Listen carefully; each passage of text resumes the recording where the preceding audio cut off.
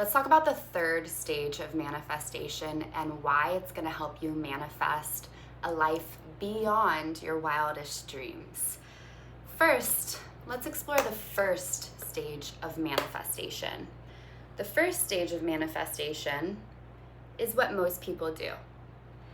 They see something they want, or they believe that they should want something, and they follow that path, right? This is your typical grow up, get a good education, go to school, get a good career, buy a home, make a baby, have a family. Okay, nothing wrong with that, but that is just the first stage of manifesting, where you're following a set of rules that you believe you should be following, creating a life you believe you should be creating. And then when you want something, you believe it has to be created through just the physical work. So just through more effort, more time, more energy put into that thing, it may or may not happen. To me, that way of creating reality is boring and slow and a big ick and yawn. But to each their own. Most people in the first stage of manifesting probably won't be watching this video. The second stage of manifesting, I like to imagine it as the size of a fist. The second stage of manifesting is pretty cool. The second stage of manifesting is where you learn about manifestation and law of attraction. The second stage of manifesting is where you begin to realize that your thoughts and your emotions have influence over your reality, and you begin to create a list of the things you want to manifest. I want to manifest my dream lifestyle, my dream career, my dream relationship, my dream friendships. And you begin to do the meditations and the journaling and the visualization and the affirmations. You begin to listen to manifestation teachers, and things start to happen where it's like, oh, life is pretty cool. Like, I thought that thing and then it happened, and I said that thing and then it happened, and I'm thinking about this topic, and all of these synchronicities are happening that are in alignment with what I'm thinking about and what I'm wanting to create. The second stage of manifestation and reality creation is pretty cool. You can attract the money, you can attract the love, you can attract the home, you can attract the friends, you can attract the intimate experiences that you desire, you can attract the dream career. You can, and we see this. However, the second stage of manifestation is limited. It is limited to what you think you want. The ego and the mind will create an endless list of desires that it just never ends. And what can tend to happen in the second stage of manifesting is you begin to manifest things in your life, and then you feel empty. So then you get into this spiral of, okay, I need to manifest more, and then I need to manifest that, and then that, and then that, and then that, and then that. And it just feels like it can be pretty trippy. I had this experience in my own life where I had manifested so many things that I thought I wanted, and then I'm just sitting there like, there's gotta be more to life than this. And I know that may sound a bit crazy if you're in a place where you're like, well, gosh, I just wish I could manifest one or two things on my list of desires. But stick with me, because I want you to connect with a version of you that is living a life beyond your wildest dreams. Another thing that happens here in stage 2 of manifesting, I mean, we see this a lot. We see people who are really wealthy feeling lack. It's like they look like they have abundance, but they just have money. They're rich, they're not wealthy. And I've worked with quite a few clients who come to me and they're like, Alicia, I have the money and the home and the family that I've always thought I wanted, but I'm not happy. I feel terror in my body. I don't feel pleasure. So they come to me and I help them generate that true abundance within, where they feel pleasure and love and safe. And on the flip side, some people in the second stage of manifesting are actually just not very good at manifesting. And they go into this spiral where they're actually overly focused on manifesting, and they become hyper aware of their energy, hyper aware of their frequency. If something doesn't manifest, they blame themselves. They think, this is my fault, it was my vibration, I should have held the energy longer, I should have raised my vibration more. What did what did I do to cause this? And there's a lot of shame and a lot of blame, and they believe every bad thing that happens to themselves or to others was their fault. And this means they're not including karma, and there is a law of karma where things happen that we don't understand why it happens. You know, if we look at Jesus, who was the epitome of love, who unconditionally loved everyone that he came in contact to, including people who hated him and judged him and literally hurt him and ended up killing him. Well, we wouldn't look at that story and say, oh, well, he was holding on to so much anger that he manifested getting killed, right? Like, there was spiritual purpose and karma and a deeper meaning behind that bad thing happened to him, where millions and millions of people have faith from that happening to him, and it was a part of his purpose, right? So what I want to talk to you about is stage 3 of manifesting, where things are so much more magical, and you don't need to create a list of things that you think will make you happy and go try and make them happen. And you don't need to loop in constantly assessing and analyzing, why am I creating this in my reality? Or how do I fix this or change that? The third stage of manifesting, so I said the second stage is like a fist, right? Because even though you're aware of law of attraction and manifesting and energy, it's like you're clenched. You're like, this needs to happen. This has to happen.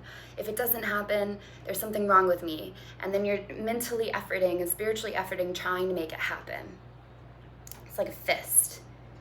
And the third stage is where you open your fist and you open your arms and your palms, and what's possible is bigger than the room that you're in.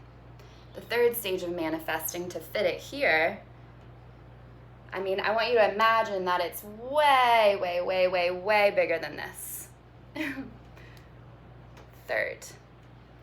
The third stage of manifesting. This is where you surrender to the divine will for your life. So it's where the divine plan or God's plan is greater than your plan. The divine will is greater than your will. And not everyone will move into the third stage of manifesting because they're terrified. They're terrified of not knowing what the future holds for them. And they like to stay in that second stage of control. If this is the thing I want, so I'm going to make it happen, and I'm going to use these techniques to make it happen. But here's the thing that I've really discovered is there is a path of least resistance for you. For your dream career, or a career beyond your wildest dreams, a home and lifestyle beyond your wildest dreams, friendships beyond your wildest dreams, romantic partnerships beyond your wildest dreams. And it's a path of least resistance. And what I've found is when I'm trying to force things in the second stage and it's not clicking, something's off, I have to surrender and give it over to a higher power and open up to that plan for me in my life. And it's amazing because when you unclench your fist and you open, you invite in this infinite presence of love and peace and abundance. and infinite intelligence to work through you in your life. Manifesting is not controlling reality. It's setting an intention that's aligned with your soul, saying this or something better, and then getting into a receptive mode, living in alignment with it. You aren't the one who manifests. God, source, quantum field, divine is the one who manifests through you. And when you're gripping and you're clenching and you're like, I have to be the one that does this, I have to do this, like it's all on me, well, you're closed off to this higher power supporting you, providing for you, guiding you. And I'll tell you a little example about this. Anytime I am in the United States visiting my family, I love them so much. I love them so much. And when I'm there, there's a part of me, there's different voices and different parts of me speaking. In my heart of hearts, deep down, I feel and I know that I'm meant to live in Costa Rica. But there's a part of me that's so attached to my family that says, but you could make living in the United States your home. Like you could be closer to them. And I've tried it. I have tried it, where I'm there and I'm like, I'm gonna make this my home, and I begin to dream and I begin to try to make connections, but they never really click. And I try to do all of my practices that make me feel good and grateful and aligned. And it's literally like I am fighting against a boulder. Like it's like I'm trying to push a boulder up a hill. Or there's a boat that's going downstream and I'm trying to be in the water and push the boat in the other direction while the boat has propellers going downstream. That's what it feels like in me. Like it feels like life is 1,000 times more difficult. And I've tried so many things. I've tried living in Maryland and Georgia and Oregon and California and Colorado. I've tried living with my sister, who's one of my best friends. It just never, ever, ever clicks for me. And when I was first guided to move to where I live, which is Costa Rica, I was lost. And I asked the divine for guidance on where to live. And I was in this yoga class, and it was restorative yoga where you just lay there and you just relax and your body restores itself. And my eyes are closed and I start seeing visions in my mind. And I don't normally see like clear images and visions in my mind, but I saw an ocean with trees like in the way of seeing the ocean clearly. And I was trying to move the trees away. I'm like, yeah, I want to live on the ocean, but what are all these trees doing here? I was trying to move it away and they wouldn't move. And that same day after the yoga class, and I was feeling goosebumps up and down my body. And that same day after the yoga class, 3 people said something to me about Costa Rica.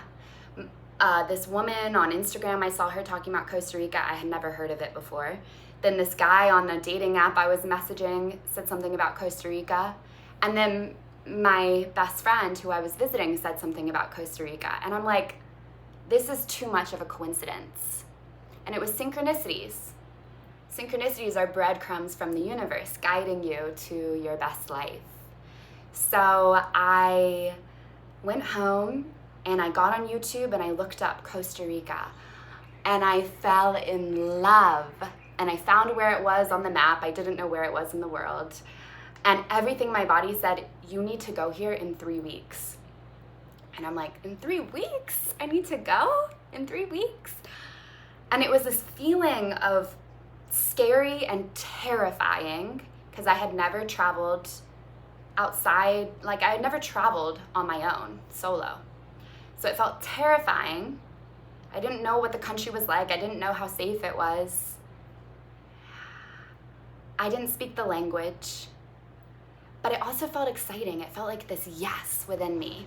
And that was me moving into the 3rd stage of manifesting, where I stopped trying to figure it out, and I opened to letting love itself figure it out for me. I packed up my stuff. And gosh, this is just such a cool story. But essentially, I was led to exactly where I needed to be, and I met the perfect connections that I was meant to meet.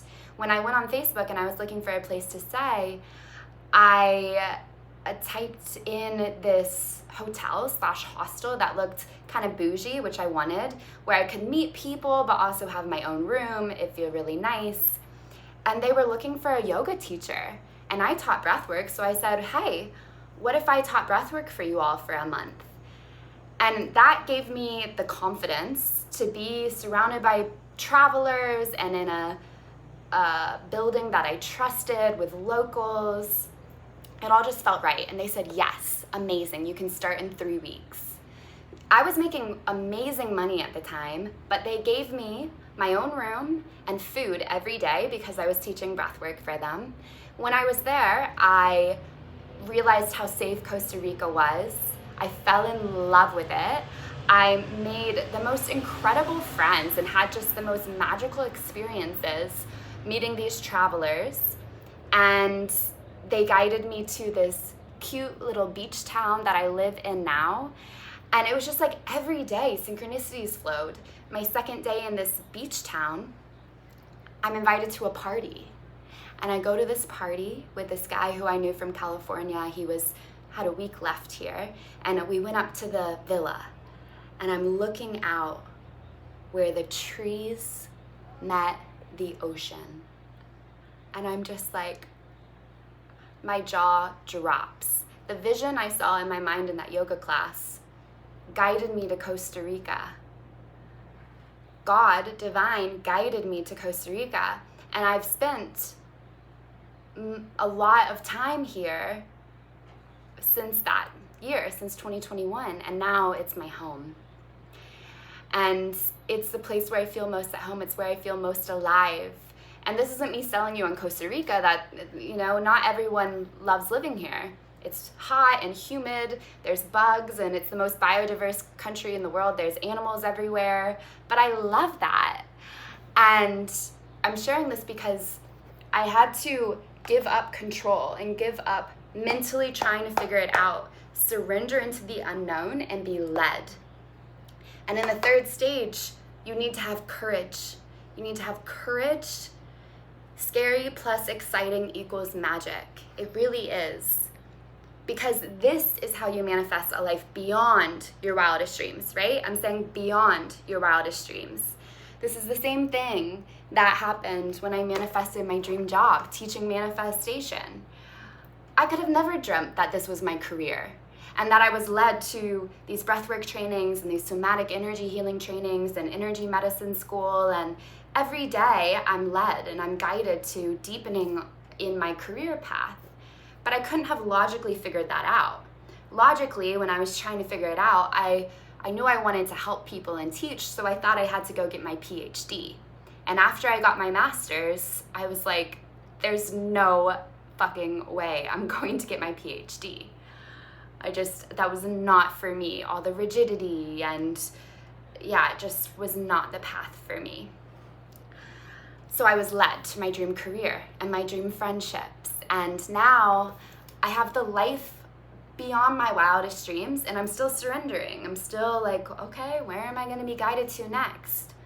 So that's where the magic is, in the third stage of manifesting, where you let a higher presence of infinite intelligence, of infinite love, lead you, move you, guide you, heal you. So I hope this inspired you.